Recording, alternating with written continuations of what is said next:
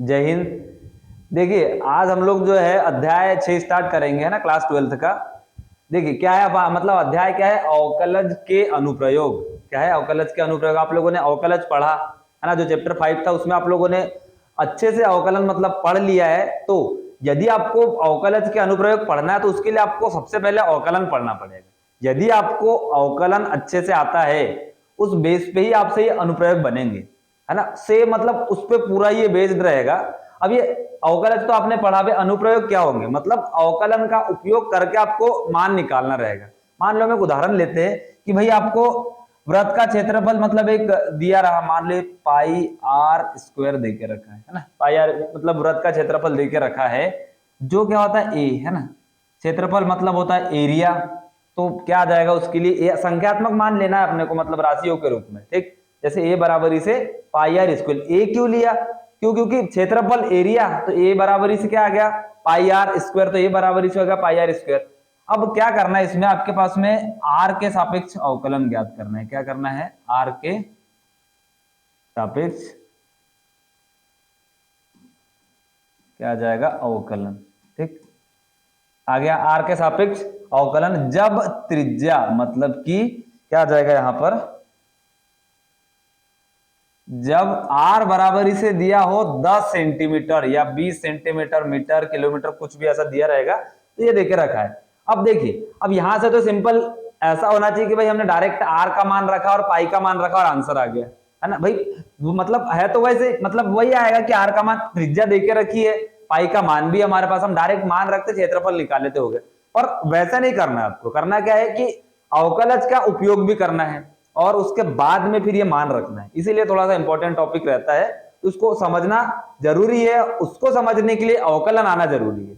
तो देखिए अब इसका कैसे निकालेंगे अपन। क्या देके रखा है, ए बराबरी से देके रखा है पाई आर स्क्वायर, ये आपके पास में देके रखा है ना। क्षेत्रफल देके रखा है पाई आर स्क्वायर। अब आपको क्वेश्चन में देके रखा है कि आर के सापेक्ष अवकलन कीजिए। काय के सापेक्ष करना है, आर के सापेक्ष। तो यहाँ पे अपन क्या कर लेते हैं, आर के सापेक्ष, ये हो जाएगा क्या, अवकलन करने पर, ठीक। ये आ गया आर के सापेक्ष अवकलन करने पर। क्षेत्रफल है, ये हो गया डी अपॉन डी, और ये आ गया आर। आर के सापेक्ष बोला है, किसके सापेक्ष अवकलन हो रहा है ये हमको यहीं से पता चलता है ना, इस मान से, ठीक।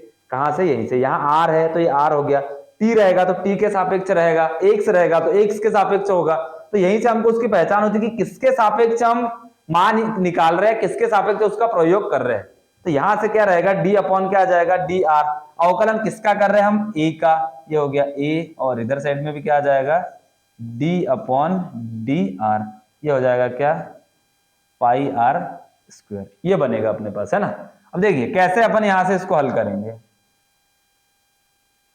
ये तो यहां तो कुछ होगा नहीं। देखिए मान यदि हम, हमारे पास में आर रहता तो एक हो जाता, पर यहाँ पे जैसा का वैसा रहेगा। मतलब देखिए बनेगा क्या, डी ए के अपॉन में क्या आ जाएगा, डी आर, ये बन गया। डी ए अपॉन क्या आ गया, डी आर, बराबरी से यहाँ पर पाई अचर है, अचर है उसको कुछ, देखिए अचर है तो वो जैसे कि वैसे रहेगी। यदि, है ना, हमने इसको पढ़ा था, यदि सिर्फ और सिर्फ अचर राशि है, एक मतलब अलग से कोई मान है, वो अचर अवकलन उसका जीरो होता है। पर ये क्या है, यहाँ पर एक आर भी आपके पास में जिसके सापेक्ष है वो भी मान देकर रखा है, तो तब जीरो नहीं होगा ये, ठीक। तो यहाँ पर पाई जैसा का वैसा रहेगा, ये आ गया पाई आर स्क्वायर, है ना। घात सामने मतलब क्या होता है अपने पास में, एक्स की पावर एन, मतलब एन एक्स की पावर एन माइनस, और मतलब घात सामने आके कम हो जाती है, तो घात सामने आएगी तो ये क्या हो जाएगा पाई, और ये हो जाएगा घात सामने आई आर, है ना। तो आर की पावर क्या हो जाएगी 2 - 1, मतलब ये घात जो होती है सामने आ जाती है और एक मतलब ये कम हो जाता है। ये तो आपको ये डायरेक्ट ही करना ही है ना, ये सब आप लोगों ने पढ़ा वाला है। ये सब इतना ये नहीं करना है कि भाई पाई लिया फिर 2 सामने लाया फिर 1 माइनस किया,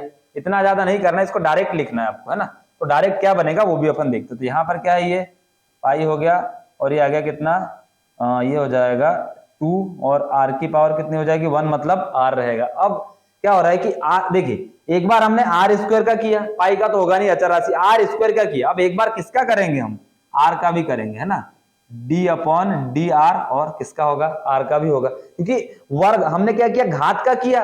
एक बार जो संख्या है उसका भी करना पड़ेगा। तो यहां से क्या बनेगा, देखिए ये तो ये आ गया क्या 2 पाई आर, आर के सापेक्ष है। अब आर के सापेक्ष और यहाँ पर आर ही देके भी रखा है, तो आर के सापेक्ष और आर देके रखा, तो यहाँ पर हमको इसका जो रहेगा ये ऐसा बन जाएगा dr अपॉन dr हो जाएगा, इसका तो मान 1 आ जाएगा, है ना। तो ये क्या बनेगा अपने पास 2 पाई r, है ना। और यहाँ पर हमको क्या है r बराबरी से आपको क्वेश्चन में देके रखा है 10, है ना, ये r बराबरी से 10, तो क्या आ जाएगा 2 पाई और r का मान कितना आ जाएगा 10, तो ये आंसर क्या आएगा आपके पास में 20 पाई, है ना।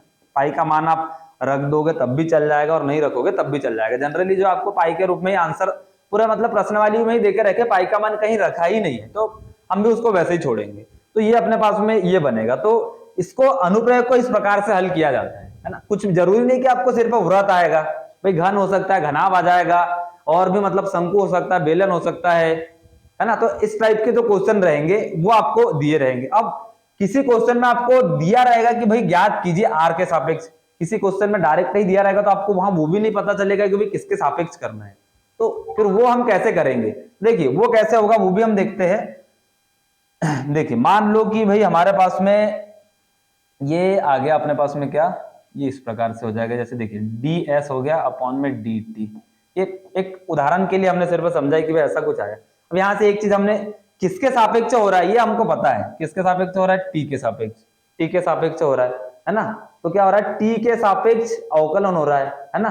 तो ये हमको यहां से पता चलेगा। दूसरी बात, किसी में ये भी आ सकता है कि भाई 2 है ना सेंटीमीटर की पावर 3 पर सेकेंड, ये ऐसा कुछ आ जाएगा, या फिर 2 आ गया मीटर पर सेकेंड आ गया, ये ऐसा कुछ आ जाएगा। और उसमें आपको दिया ही नहीं रहेगा प्रश्न में कि भाई किसके सापेक्ष करना है, तो हमको इस इकाई से भी पता चलेगा कि ये काय की सेकेंड है, समय की होती है, हमको पता है। तो ये कहां से पता चलेगा, समय। अब समय को काय से अपन लिखेंगे, टी से, तो ये काय के सापेक्ष करेंगे अपन d अपॉन dt, है ना। ये आपको ऐसा मतलब इसमें समझना पड़ेगा कि भाई ये ऐसा होगा कि भाई यहाँ पर मीटर पर सेकेंड है, सेकेंड ये समय की इकाई होती है, तो समय के लिए क्या लेंगे टी टाइम, है ना। तो इसके लिए क्या लेंगे अपन टी लेंगे, है ना।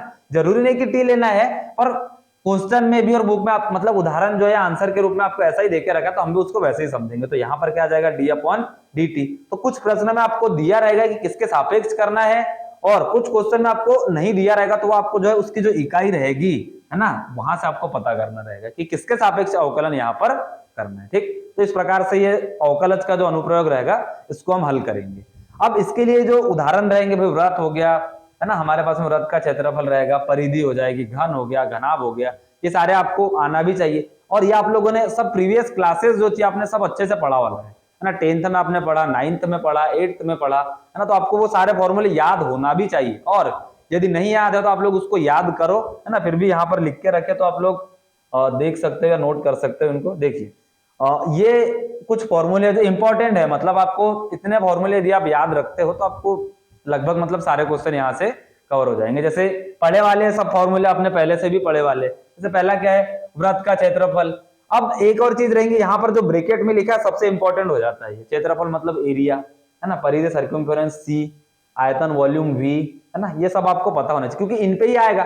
भाई वृत्त का क्षेत्रफल थ्योरी में लिखा रहा, हम उसमें कैसे अवकलन करेंगे, d अपॉन dx या d अपॉन dt, उसका कैसे निकालेंगे। तो ये इंपॉर्टेंट यहाँ से हो जाता है कि भाई ये क्या बनेगा, है ना। ये क्वेश्चन में भी आपको आ जाएगा, तो वहां से भी रहेगा बस।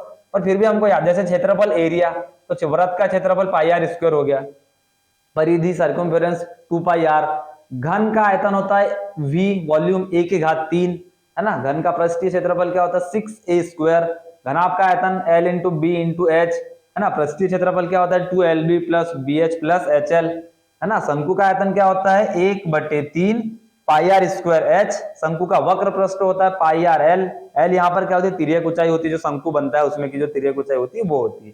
शंकु का संपूर्ण पृष्ठीय क्षेत्रफल क्या होता है pi r l plus pi r square. बेलन का आयतन है ना, बेलन और वृत्त ये काफी इंपॉर्टेंट हो जाता है यहाँ पर, मतलब याद रखने के मतलब पर्पज से। और शंकु भी आता है, बाकी सबसे ज्यादा कुछ है तो एक वृत्त है, और एक घन या मतलब घन आ जाएगा, और एक होता है बेलन।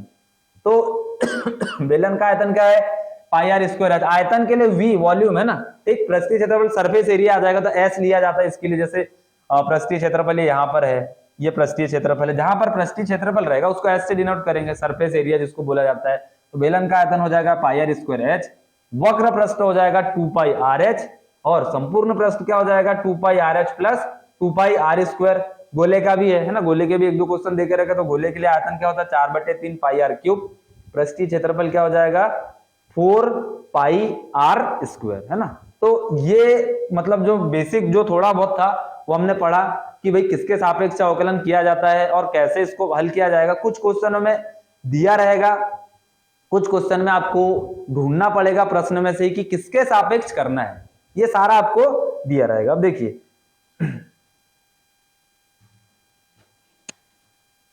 एक उदाहरण है, उदाहरण पहला अपने पास में देके रखा है, वो भी हम लोग देख लेते हैं। एक उदाहरण क्या बोला है उदाहरण पहले में कि वृत्त के क्षेत्रफल के परिवर्तन की दर क्या देकर रखा है, वृत्त के क्षेत्रफल के परिवर्तन की दर क्या है, वृत्त के क्षेत्रफल में वृत्त के क्षेत्रफल के परिवर्तन की दर त्रिज्या r के सापेक्ष ज्ञात कीजिए। क्या है, r के सापेक्ष ज्ञात कीजिए। ये देके रखा है जब r बराबरी से कितना हो 5 सेंटीमीटर हो। ये है प्रश्न आपके पास। इसमें तो आपको प्रश्न में देके रखा है कि r के सापेक्ष ज्ञात कीजिए, तो हमारे पास में देख के तो रखा है यहां पर, तो यहां पर दिया है आ जाएगा, दिया है। मैं आपको पूरा प्रश्न से लिखना रहता है कि वृत्त का क्षेत्रफल में ज्ञात करना है और r बराबर से 5 सेंट प्रॉपर लिखना है, दिया है। मैं आप लोग इसको आपको पता है कि थ्योरी में कैसे लिखा जाता है। जैसा क्वेश्चन में डायरेक्ट आपको लिखना है ना, दिया है वाला पोर्शन में आपको नहीं लिखाऊंगा, इतना रहेगा। ठीक, यहां से क्या आएगा देखिए, हम जानते हैं, क्या जानते हैं अपन, वृत्त का क्षेत्रफल a बराबरी से पाई आर स्क्वायर। अब यहां पर a है, तो a है तो अपने को पता है r के सापेक्ष क्या आ जाएगा, r के सापेक्ष अवकलन, है ना, क्या आ जाएगा, r के सापेक्ष अवकलन करने पर ये रहेगा अपने पास। ठीक,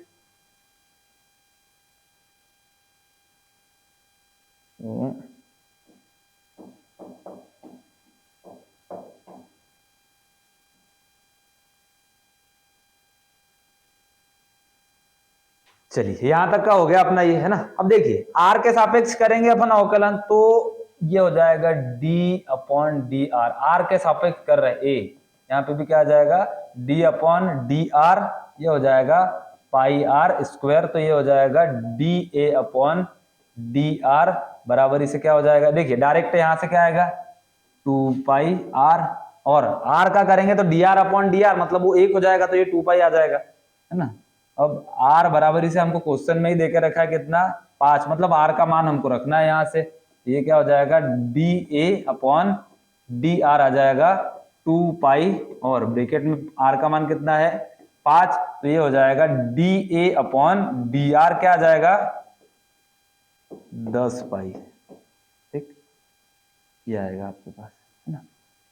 तो ये उदाहरण नंबर हमारा पहला था। इस प्रकार से इसको हल किया जाता है कि भाई जिसके सापेक्ष बोला है वो आप लिख लो, और जो बोला है जैसे कि भाई वृत्त के क्षेत्रफल में परिवर्तन की दर बोला था, तो वृत्त का क्षेत्रफल लिख दिया हमने, है ना, तो ये बन गया। और r का मान हमको देके रखा था, तो वृत्त का क्षेत्रफल हमने लिख लिया, उसका अवकलन कर दिया, और उसके बाद में फिर हमने r का मान जो था वो रख दिया, तो हमको आंसर क्या मिल गया 10 पाई। उदाहरण नंबर जो पहला था। ठीक, अब जो उदाहरण दूसरा रहेगा वो हम नेक्स्ट क्लास में देखेंगे।